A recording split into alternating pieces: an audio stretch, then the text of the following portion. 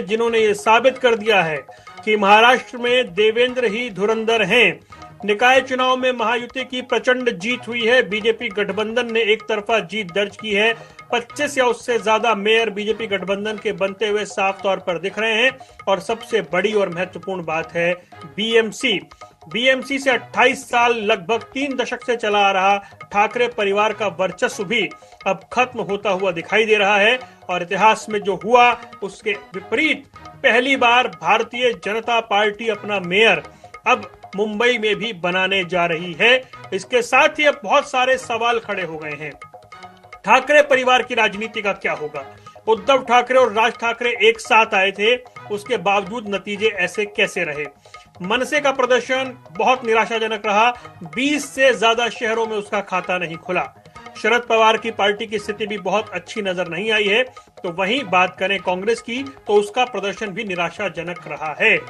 अब महाराष्ट्र की राजनीति में किस नए अध्याय की शुरुआत होने जा रही है और ठाकरे परिवार के लिए भविष्य की राजनीति क्या कुछ कहती है? जिस मुंबई में वो 28 साल से जमे हुए थे, वहां से पांव उखड़ने का मतलब क्या है?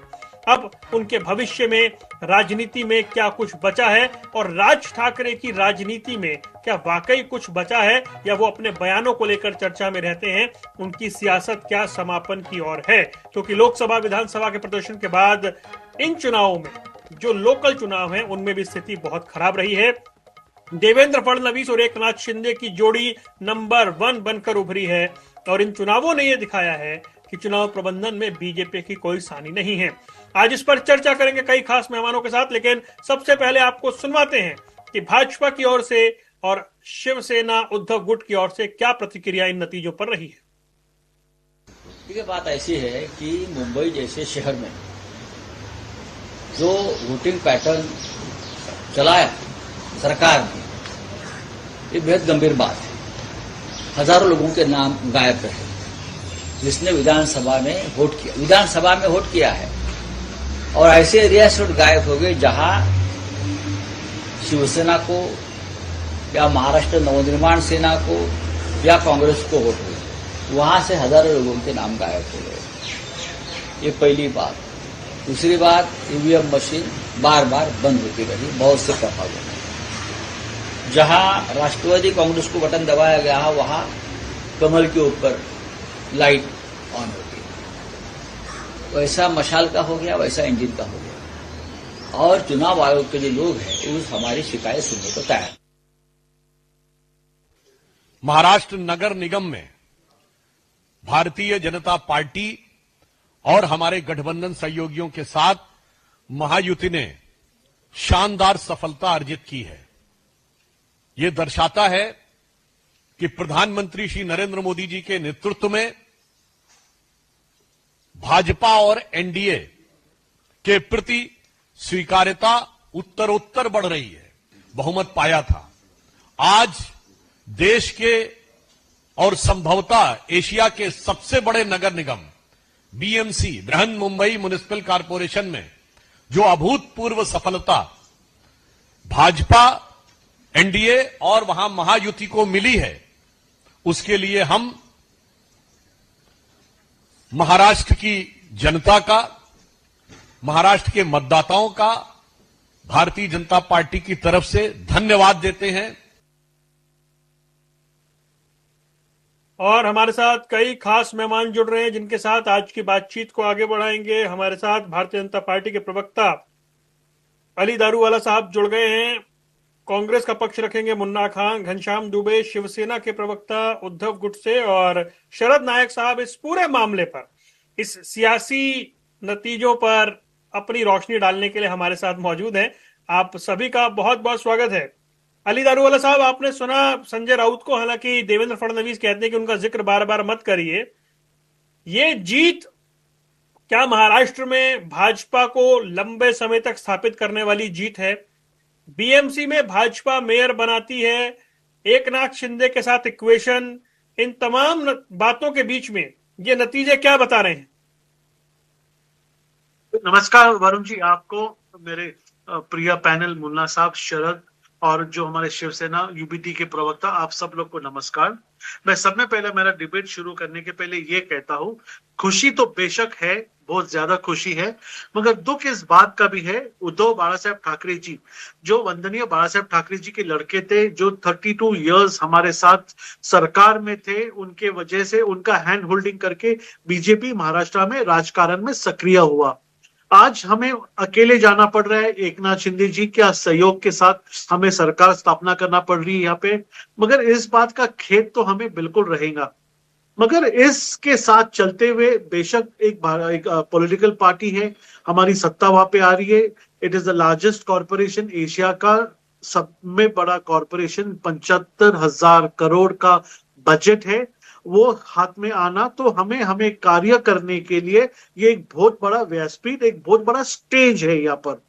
देखिए, सत्ता आने से ये तो सब में छोटी हमारी जीत है। सबसे पहले लोकसभा, उसके बाद में विधानसभा, अब नगर पालिका। तो ये श्रृंखला के अंदर ये नंबर 3 के ऊपर है।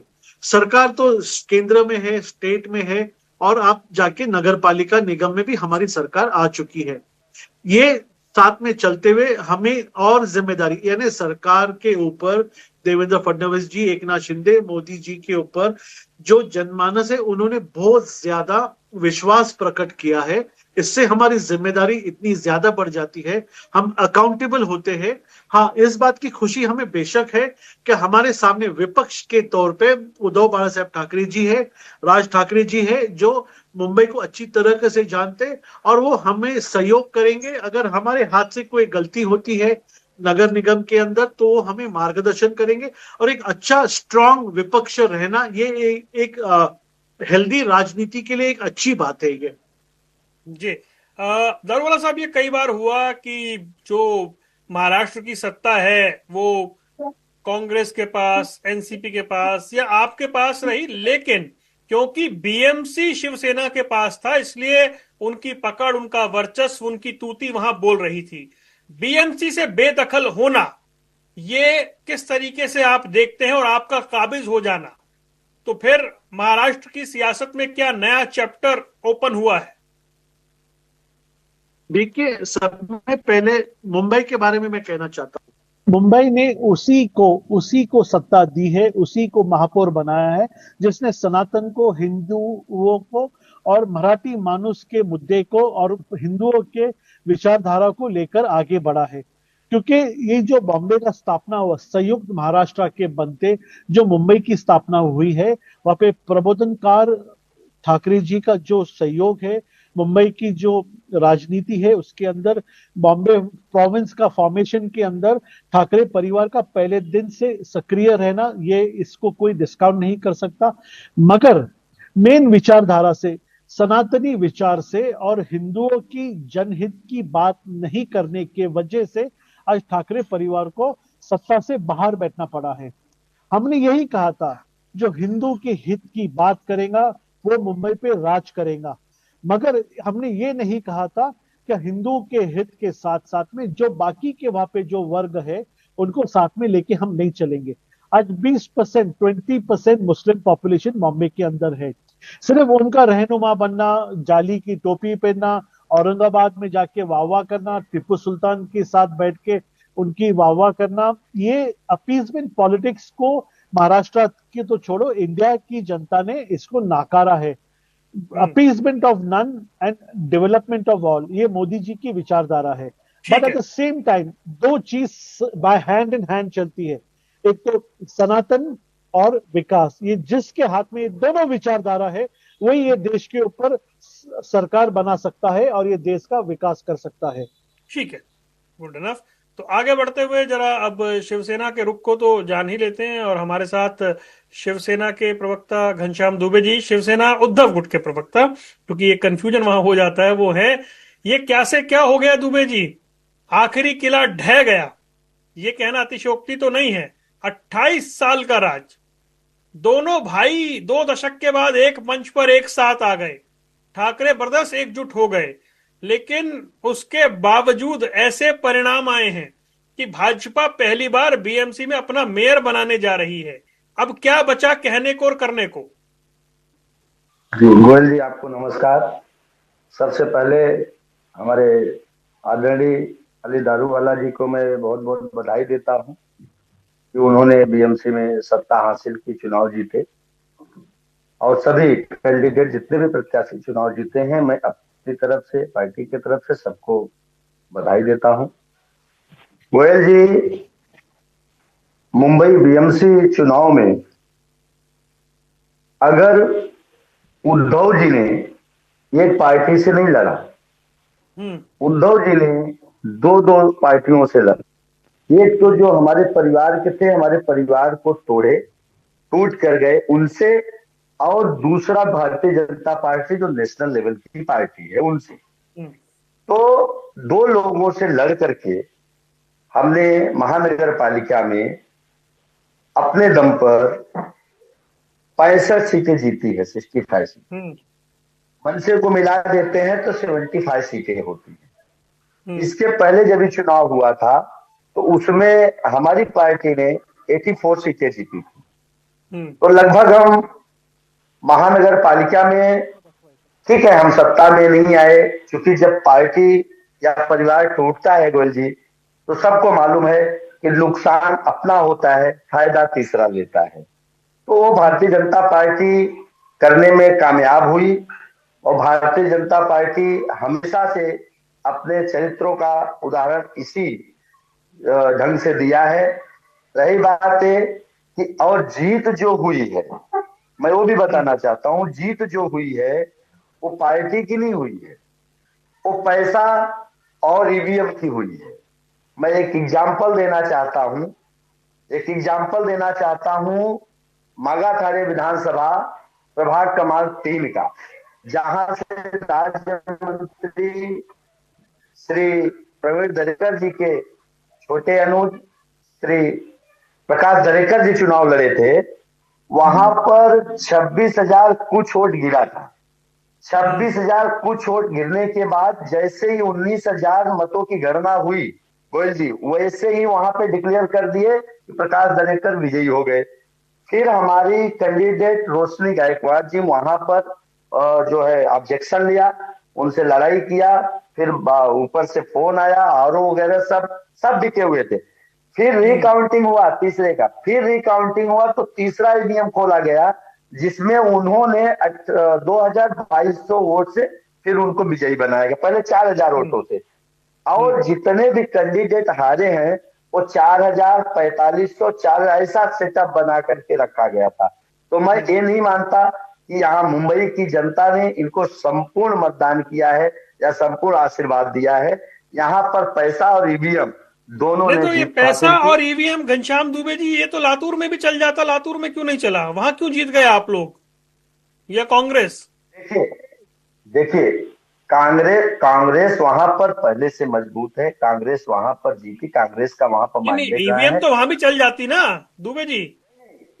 देखो यही तो है गोयल जी कि जहां पर इनको लगता है कि आज समय 29 नगर पालिकाओं का चुनाव था, 29, जिसमें से इनको लगा कि चलो अगर हम पे अंगुली उठती है तो कहीं एक छोटा नगर पालिका दे करके हम उस पे सवाल खड़ा कर सकते हैं, सवाल पूछ सकते हैं, भाई यहाँ ईवीएम और पैसा चला तो वहां क्यों नहीं चला। तो आप कह रहे हैं जनता ने वोट नहीं दिया इन्हें, ठीक है, ओके। मुन्ना खान के पास नहीं, भाई आपने कह दिया ना ईवीएम की जीत है, तो फिर जनता ने जनादेश नहीं दिया ना, यही मान लेना चाहिए। मैं लौटता हूं आपके पास, मुन्ना खान के पास एक बार आता हूं, एक एक करके सबको जोड़ने चर्चा में फिर आता हूं।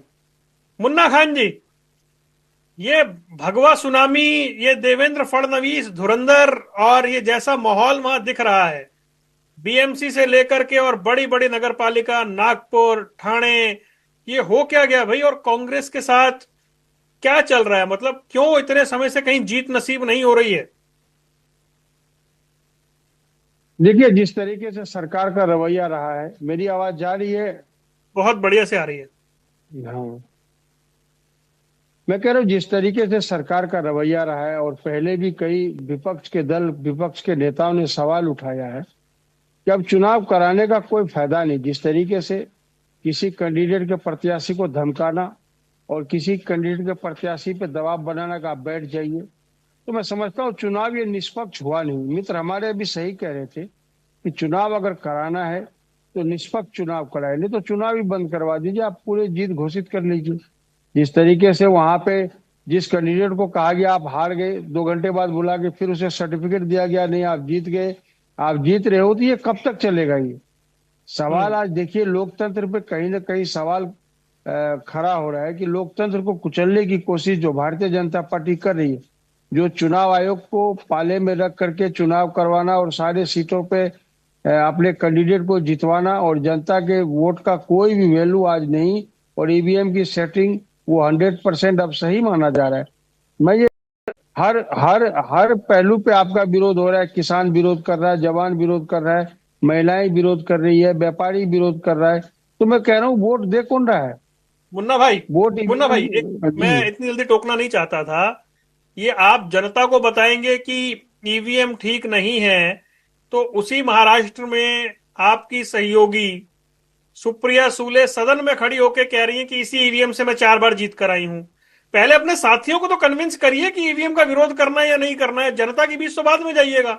आपके ही साथ बैठे हुए आपके गठबंधन के सहयोगी देश की सबसे बड़ी सर्वोच्च संस्था सदन में जाकर लोकसभा में कह रहे हैं कि इसी ईवीएम से मैं 4 बार जीत के आई हूं।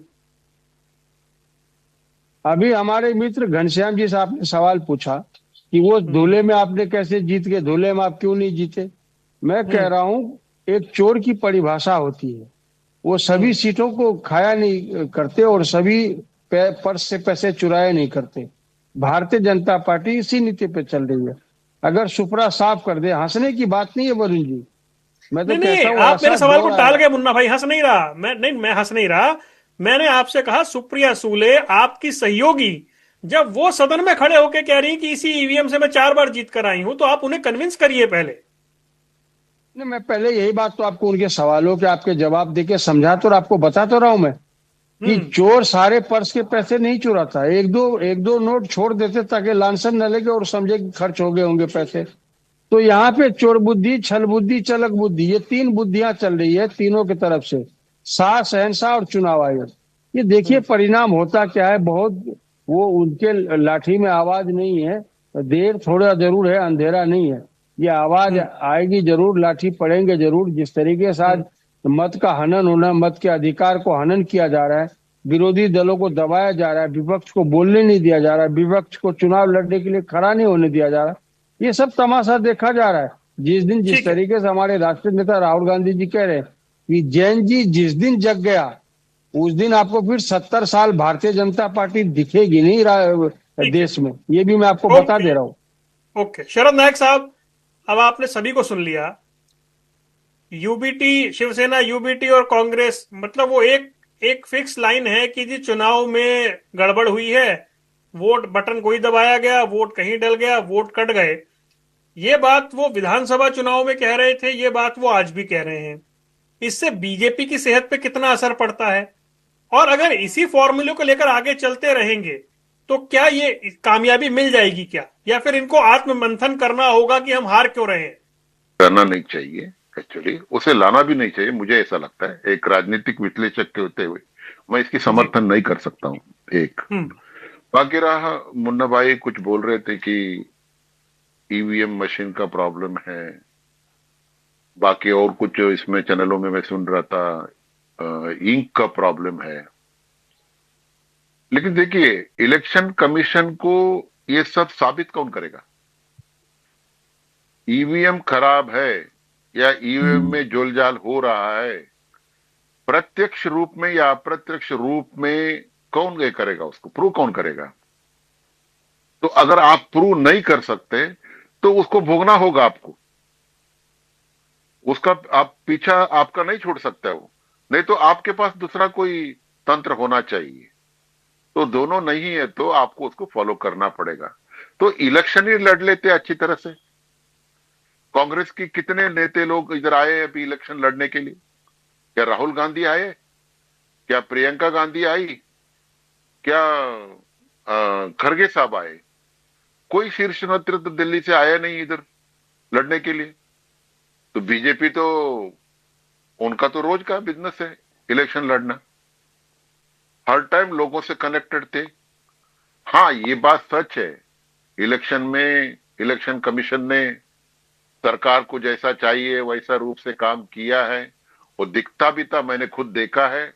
हमारे क्षेत्र में भी फ्रिज बांटे हैं, वॉशिंग मशीन बांटे हैं, कुछ पैसे बांटे हैं, और वो एक पार्षद कितना खर्चा कर सकता है, उसका कोई मॉनिटरिंग है क्या? वो मॉनिटरिंग करने वाला कौन है? इलेक्शन कमीशन है। जब वो खुद ही नहीं करता है तो डायरेक्टली इनडायरेक्टली वो सरकार के साथ है। और दूसरी बात, जिसकी सरकार सेंटर पे हो, जिसकी सरकार स्टेट में हो, पूरा स्टेट मशीनरी, सेंटर मशीनरी उनके साथ ही होना है। ये कौन सी बड़ी नई बात है? जब कांग्रेस की सरकार थी तभी भी ये हो रहा था। हाँ, देखिए जो भी स्टेट मशीनरी है वो सब तो यूज होता ही है, वो तो नॉर्मल है। पुलिस उनके बाजू में, इलेक्शन कमीशन उसके साथ में, सिक्योरिटी उनके साथ में, सब कुछ साथ में, उसमें क्या हो सकता है? हाँ, उन लोगों ने उसको यूज सही ढंग से करने को सीखा, ये इनको आया नहीं है।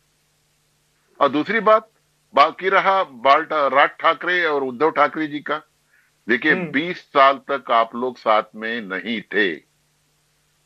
20 साल के बाद अगर आप महाराष्ट्र का लोगों को या मुंबई का लोगों को बोलेंगे हम दोनों भाई अभी एक हो चुके हैं, तो हमको आप वोट दीजिए, तो पब्लिक इमीडिएटली अपना मन की साइकोलॉजी बदल नहीं सकता।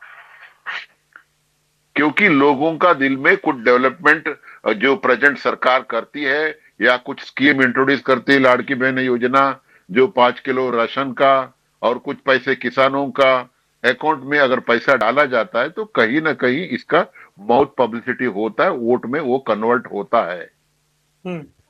तो ऐसे तो उनको मिला है, तो उसके साथ में थोड़ा कुछ वो लोग ये भी कर लेते जो मैंने बोला अभी आपको।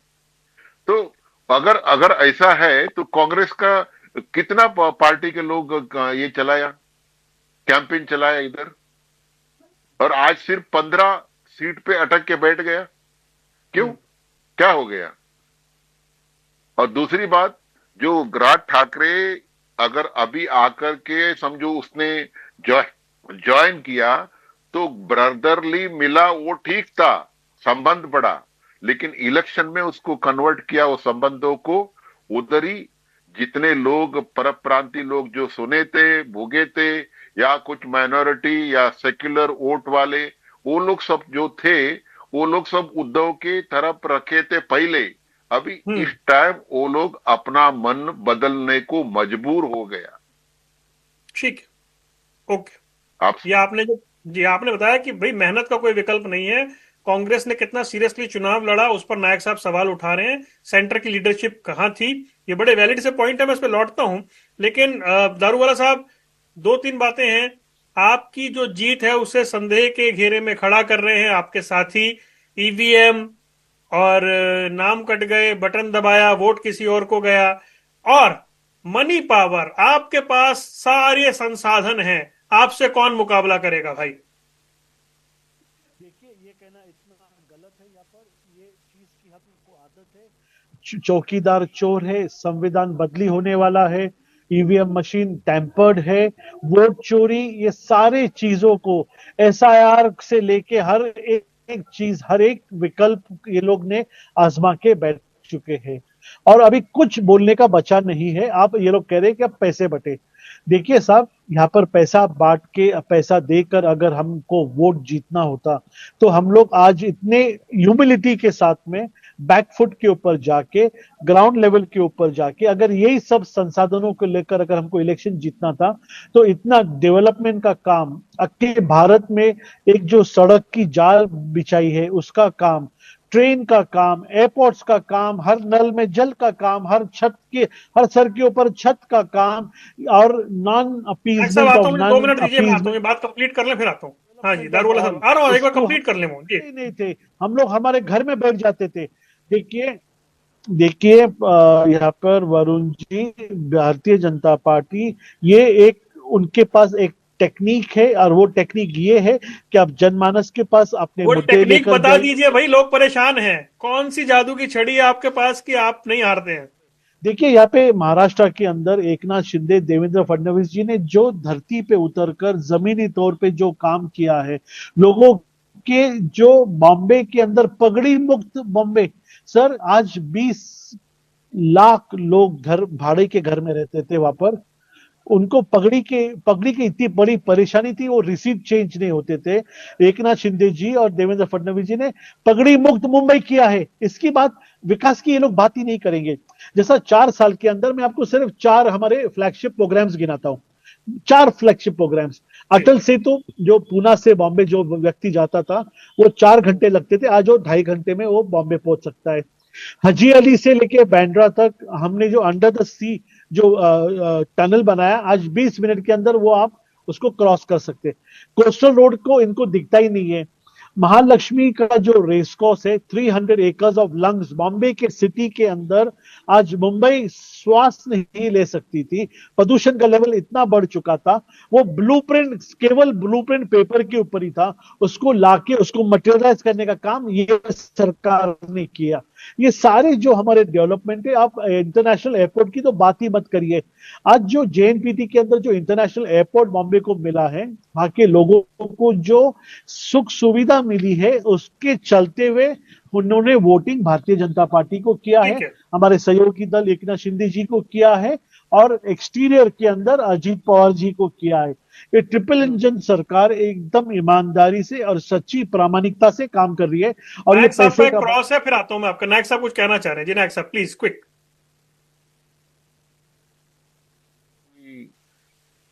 इलेक्शन में खर्चा नहीं होता है क्या? क्या हेलीकॉप्टर लेके जाने के लिए खर्चा नहीं होता है साहब? क्या एक पार्षद इलेक्शन लड़ता है तो उसको खर्चा नहीं होता है? क्या इलेक्शन जो कमीशन जो मॉनिटरिंग करती है उसके जितना लिमिटेशन है उस पैसे में इलेक्शन लड़ जाता है क्या ईमानदारी से? आप कहां बोल रहे दारूवाले जी? आप हकीकत से तो बताइए ना, क्या उतना ही पैसे में काम होता है? रोज का रोज डिटेल देता है इलेक्शन कमीशन? आज पैसा कितना खर्चा हुआ, आज कितना किलोमीटर गाड़ी चली, कितनी गाड़ी चली, कितना टेम्पो चली, कितनी जीप चली, कितना खर्चा हुआ, रोज का रोज जमा खर्च देता है क्या? और उस हिसाब से इलेक्शन जीता जाता है क्या? बार बार हेलीकॉप्टर यूज करना, हेलीकॉप्टर को पैसा क्या 1000-2000 रुपए लगता है क्या? अगर कोई पार्टी आपको देता भी है हेलीकॉप्टर, क्या वो फ्री में देगा आपको हेलीकॉप्टर? और बाकी रहा, आपने अभी अभी बताया पगड़ी सिस्टम। ये पगड़ी में वरुण जी, मैं बताता हूं आपको, मैं 48 साल से मुंबई में रहता हूं जी। मेरा लाइफ शुरुआत हुआ पगड़ी से ही। पहले पुराना पद्धति में ऐसा था, 5000 पगड़ी 5000 डिपॉजिट। 5000 पगड़ी बोलेगा तो उसके अंदर लिखा पड़ी कुछ नहीं है। डिपॉजिट 5000 डिपॉजिट बोलेगा तो डिपॉजिट है।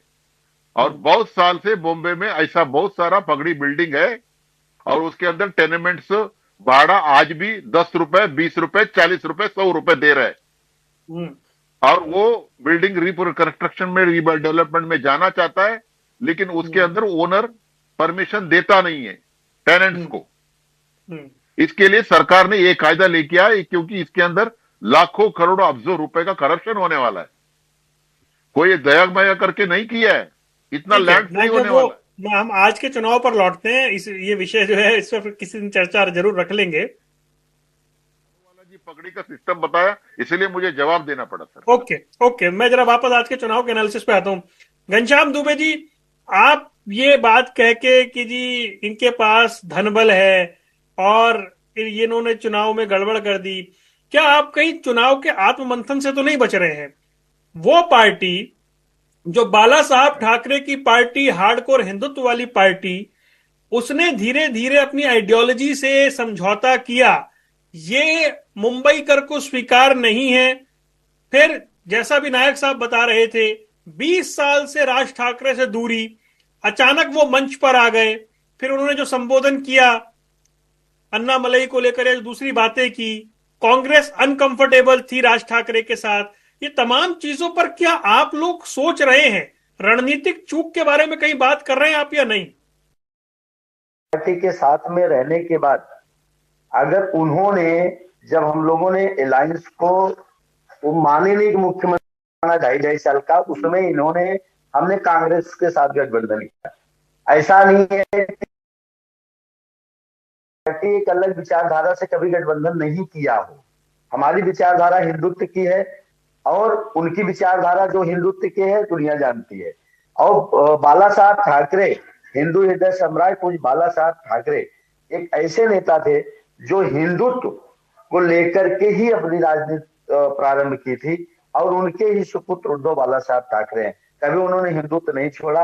हाँ, गठबंधन तोड़ा था, गठबंधन तोड़ा, कांग्रेस के साथ गए, तो इन्होंने भी गठबंधन जम्मू कश्मीर में किया था। तो जब मैं गठबंधन किया तो इन्होंने हमारी पार्टी को तोड़ा, और तोड़ करके इन्होंने उसमें से शिंदे को 40 विधायक लेकर के पैसे के दम पर, ऐसे क्या फ्री चले गए थे क्या? पैसा ही लेके दे करके गए थे ना, पैसा ही देके तोड़ा गया था ना। इसके बाद फिर गए तो हम लोगों ने कांग्रेस से गठबंधन किया, इन्होंने पार्टी तोड़ करके 2.5 साल मुख्यमंत्री बना दिए शिंदे जी को। 2.5 साल उनको मुख्यमंत्री बनाना था, और 2.5 साल उनको जो मुख्यमंत्री है उनके पार्टी को मुख्यमंत्री नहीं देना, क्योंकि अगर इनके साथ रहते तो उद्धव जी का जो मजबूती था पूरे महाराष्ट्र में, जो इनके हनक था, जो बाला साहब ठाकरे को लोग मानने वाले ये था, तो ये कभी ऊपर नहीं आ सकते थे, इसलिए उनको पार्टी तोड़ा। दूसरी बात मनसे की रही, तो मनसे 20 साल मुझसे दूर रही। पार्टी, उनकी पार्टी अलग है, हमारी पार्टी अलग है। अगर हमें वो दोनों भाई साथ में पारिवारिक संबंध के नाते, अगर परिवार में डिस्प्यूट होता है, किसी भी परिवार में लोग बाहर जाते हैं और फिर साथ आते हैं, अगर साथ आए तो उसमें इनको क्या तकलीफ हो गया? साथ आए तो उसका भी बेनिफिट मिला है कि भाई दोनों भाई एकजुट हुए, एक मजबूती मिली है, उसमें कोई ये नहीं। रही बात है कि शिंदे जी ने मुंबई में जो ओरिजिनल शिवसेना बनकर के ये लोग प्रेजेंट करते हैं, इनसे मैं पूछना चाहता हूं कि ये मुंबई में 28 सीट आए, हमने 65 सीट, और दोनों भाई का मिला देते हैं तो 75 सीट। मीरा बंदर बाजू का महानगर पालिका है, पूरा क्लीन स्वीप है, पूरा क्लीन, एक भी सीट नहीं आई है। तो हम तो अपने वर्चस्व की लड़ाई, जब हम इतने साल इनको बड़ा कर दिए, उन्होंने मुझे छोटा करना चाहा, तो हम अपने वर्चस्व की लड़ाई लड़े। महाराष्ट्र की जनता बराबर हमको आशीर्वाद दे रही है, लेकिन ये आप कैसे नहीं मान सकते कि यहाँ पैसा ईवीएम काम नहीं कर रहा है? अगर पैसा ईवीएम काम नहीं कर रहा है तो आज इतने बड़े माइंडेड इनको मिलते हैं, कौन सी जादू की छड़ी है इनके पास? क्या है इनके पास? गोयल जी, भारतीय जनता पार्टी हमेशा से तोड़ फोड़ करने की राजनीति करके उसका फायदा लिया है। रही बात कि आज हमारी पार्टी जो है इन दो परिवारों में बटा, एक तो टूट के गया, हमारा परिवार टूटा है, दूसरा नेशनल पार्टी से हम लड़ रहे हैं, तो कहीं न कहीं हम इनसे तो कमजोर हैं। आप भूल जाते हैं ना उस दौर को, 15-15 साल राज किया कांग्रेस एनसीपी ने लगातार महाराष्ट्र में, तब भी बीएमसी आप नहीं हारते थे, आप तब कभी नहीं हारे। बीजेपी आपके पीछे एक स्ट्रेंथ थी, आपको मानना पड़ेगा, इसमें क्या दिक्कत है? नहीं, बीजेपी मेरे पीछे स्टैंड नहीं थी, बीजेपी के पीछे मैं स्टैंड था, बीजेपी नहीं। बीजेपी को मैंने सर, मेयर तो आप ही का बनता था ना? नहीं, मेयर मेरा बनता था, लेकिन अगर किसी कारणवश अलायंस ने, तो हमारे परिवार को तो उन्होंने तोड़ा है। हमारा जब परिवार किसी का, गोयल जी, टूटता है तो फायदा तीसरा लेता है, कमजोर हम दोनों होते हैं, तो कमजोर। ओके, शरद नायक साहब, मैं आता हूं आपके पास। शरद नायक साहब, अब ये बड़ा बुनियादी सवाल है कि इतने साल तक, लगभग 28-30 साल तक मुंबई में जो राज रहा, ठाकरे परिवार का जो वर्चस्व रहा बीएमसी में, बीएमसी से विदाई होने का मतलब क्या है? राज ठाकरे की राजनीति का भविष्य कुछ बचा है क्या? और उद्धव ठाकरे के पास अब क्या है जब उनके हाथ से मुंबई निकल गया है? देखिए, राज ठाकरे का भविष्य के बारे में मैं ज्यादा कुछ कहना नहीं चाहता हूं, क्योंकि उसका जो भी करना उसी को देखना है। उद्धव जी के बारे में मैं ये कह सकता हूं, क्योंकि फिर से लगता है जब बाला साहब ठाकरे कैसे उन्होंने चालू किया था पहले 50-60 साल पहले पार्टी को, वापस एबीसीडी से इनको पार्टी को बिल्डअप करना पड़ेगा, लोगों से बात करना पड़ेगा, और अच्छे तरीके से विपक्ष में रह के बीएमसी को जो भी काम है लोगों का, उनका सेवा करके फिर से अपना अस्तित्व को लाना पड़ेगा। इतना ही बोल सकता हूं। और वैसे ही इवन कांग्रेस को भी मैं यही बोलूंगा, कांग्रेस 125 साल पुराना पार्टी है, स्वतंत्रता देने में उन्होंने काफी मेहनत किया है, बलिदान दिया है, लेकिन वो एक बैनर को लेके, नाम को लेके अगर आप चुप से बैठेंगे तो घर पे आके कोई वोट डाल के नहीं जाएंगे। आपको लोगों से कनेक्ट होना पड़ेगा, लोगों से बात करना पड़ेगा और आपको लीडरशिप तैयार करना पड़ेगा।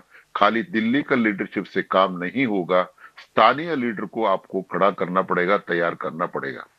जी नायक साहब, एक और मैं सवाल इसमें ऐड करना चाहता हूं। आज एक खबर बहुत वायरल थी महाराष्ट्र से कि महाराष्ट्र में चुनाव के नतीजे आ रहे हैं। इन सबके बीच में पुणे बीजेपी कोर कमेटी की एक मीटिंग हुई क्योंकि आने वाले जिला परिषद इलेक्शन को लेकर, जिसमें यूनियन मिनिस्टर मुरलीधर मोहोल, महाराष्ट्र के मिनिस्टर चंद्रकांत पाटिल और बीजेपी लीडर राजेश पांडे और दूसरे नेता मौजूद रहे। आज एक और जश्न था, लेकिन जिला परिषद के चुनाव को लेकर बीजेपी ने अभी से तैयारी कर दी है। क्या इतना प्रोएक्टिव होना ये दूसरी पार्टियों को सीखना पड़ेगा? अगर समझो बीजेपी ने इलेक्शन कैसा लड़ना करके अगर स्कूल भी ओपन किया तो भी सब विपक्ष को जाके वो स्कूल ज्वाइन कर लेना चाहिए। मैं बोलता हूँ कैसा राजनीति करता है, इलेक्शन कैसा लड़ा जाता है। बाकी ईवीएम बाकी सब बातें बाजू में रख के पार्टी को बढ़ाइए, सिखाइए, लोगों को कार्यकर्ता तैयार कीजिए। अभी जितने भी महाराष्ट्र में कार्यकर्ता उनके पास लीडरलेस है, उनके पास कोई गाइडेंस नहीं है, वो हिसाब से ये हुआ है। ठीक है मुन्ना खान, ये बात जैसे नायक साहब कह रहे हैं, भाई अच्छी एडवाइस अगर मिल रही है तो जहां से मिले ले लेनी चाहिए। एक सवाल भी है ना, आपकी सेंट्रल लीडरशिप ने इन चुनावों को कितना सीरियसली लिया कि कोई वहां आया नहीं, एक तो चुनाव में। दूसरा ये कि भाई विकल्प क्या है मेहनत का। बीजेपी अभी से आने वाले चुनाव को लेकर मेहनत कर रही है। बताइए, आज जश्न का माहौल था, लेकिन जिला परिषद में कैसे चुनाव लड़ना है उसको लेकर सेंट्रल मिनिस्टर, महाराष्ट्र का मिनिस्टर सब बैठक कर रहे हैं। देखिए, सवाल ये है कि मेहनत कोई भी दल, चाहे विपक्षी हो या कोई अन्य दल हो, मेहनत में कोई किसी की कसर नहीं होती। सवाल ये है कि आपने सुना ना किस तरीके से रावत जी कह रहे थे, संजय राउत कह रहे थे कि बटन जो है ईवीएम का वो डाला है एनसीपी में, वोट गया है बीजेपी को। बटन डाला है मुन्ना भाई जी, ये तो एलिगेशन हुआ ना। नायक साहब कह रहे थे प्रूव कर दीजिए। एलिगेशन नहीं है, ये सीधा सीधा आप कहिए तो शाह और शहनशाह की धांधली है। चुनाव उसे जीतना है, चुनाव जीतने का नशा है। लोकतंत्र से उसे कुछ लेना देना नहीं है, जनता के मत से कोई लेना देना नहीं है, विपक्ष के आवाज से कोई लेना देना नहीं है। देश में कोई कुछ बोलता रहे, उसे सिर्फ और सिर्फ जीतना है।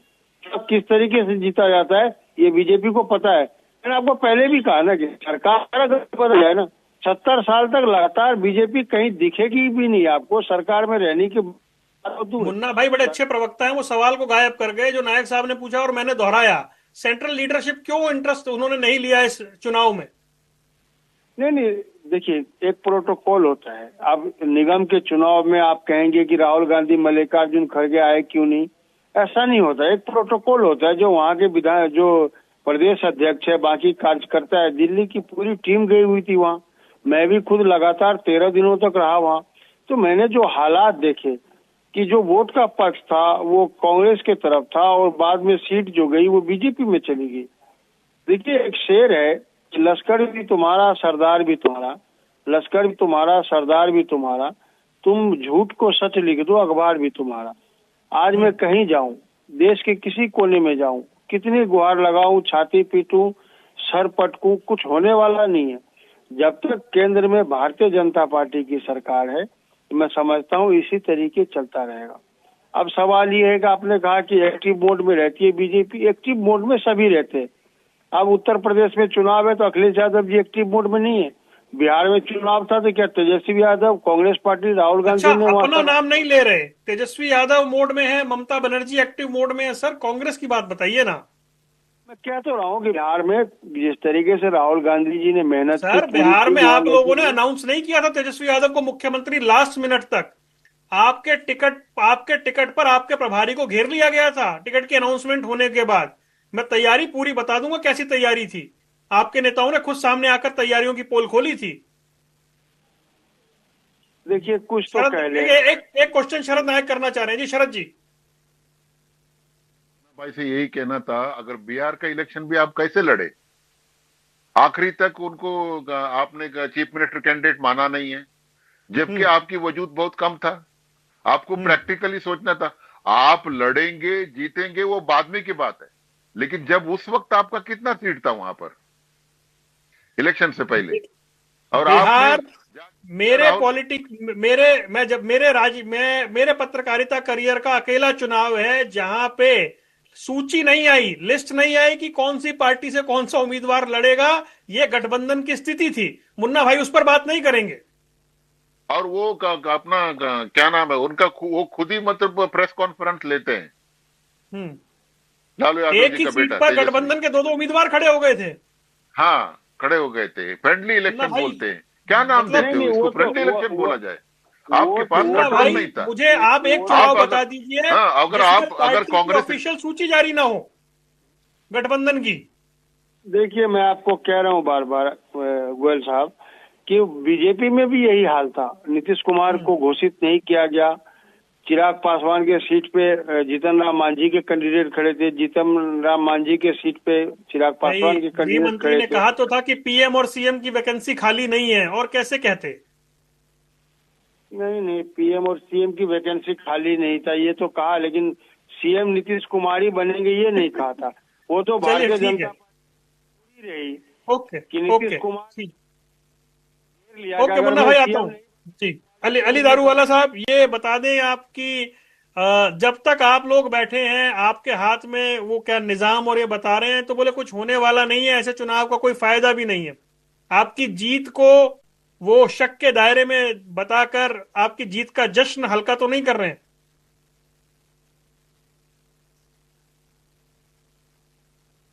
दारूवाला साहब, लगता है उन तक आवाज नहीं जा रही है भाई। कट हाँ। करके आ रही है आपकी। सबसे जी, पहले मैं मैं ये दोबारा जो जीत यहाँ पर हुई है, हम्म, मेरी आवाज आ रही बोलिए। है आपको? हाँ बोलिए बोलिए प्लीज। वरुण जी, आवाज क्लियर है? जी बिल्कुल क्लियर है। हाँ, देखिए, सबसे पहले जो नायक साहब जो कह रहे, जो नसीहत कर रहे, वो बीजेपी के बारे में उनकी जो दो राय है, ये बिल्कुल हमें अमान्य है। भारतीय जनता पार्टी ने ग्राउंड पे काम किया। मैं बार बार कह रहा हूं, यहाँ पे हमको सिर्फ 3 वर्ष मिले थे आफ्टर कोरोना। उसके अंदर हमने बॉम्बे को खड्डे में से बाहर निकालने का काम किया।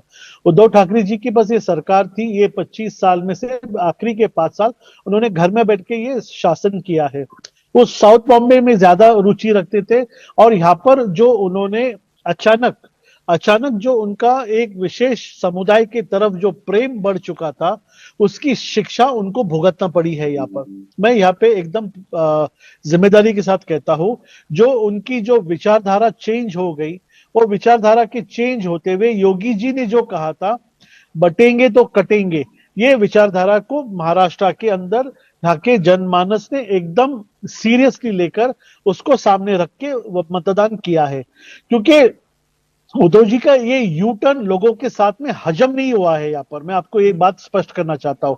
मीरा भाईंदर के अंदर आप देखिए, अगर भिवंडी के अंदर देखिए, जो जितेंद्र आवाड जी का जो कॉन्स्टिट्यूएंसी है, वहां पर जाके वो लोगों को बहलाना, झूठ बात करना, देखो वो लोगों ने भी उनको रिजेक्ट किया है। वो लोगों ने उनको इसलिए रिजेक्ट किया, और एमआईएम को उसका विकल्प ढूंढ के लाया है, क्योंकि वो राज ठाकरे जी का भोंगे का भाषण आज तक भूल नहीं सके। आपने कहा था कि हम उत्तर भारतीयों को आने से ट्रेन में रोक देंगे।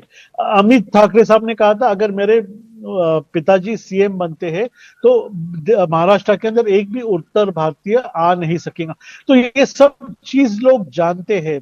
आप कितनी भी तैयारी करिए, कुछ भी करिए, मगर आपकी ईमानदारी, आपकी सनातनी को, आप विचारधारा को अगर आप भूल चुके हैं, तो यहाँ की जो जनमानस है ये आपको घर पे बटाएंगी। ये मैं आपको स्पष्ट करता हूं। ठीक है। लेकिन एक बात मैं आ रहा हूं, नायक साहब आ रहा हूं, क्या ये बात आप मानेंगे, चुनाव मुश्किल था फिर भी उद्धव ठाकरे ने बीएमसी में सम्मानजनक प्रदर्शन किया है, ये स्वीकार है आपको?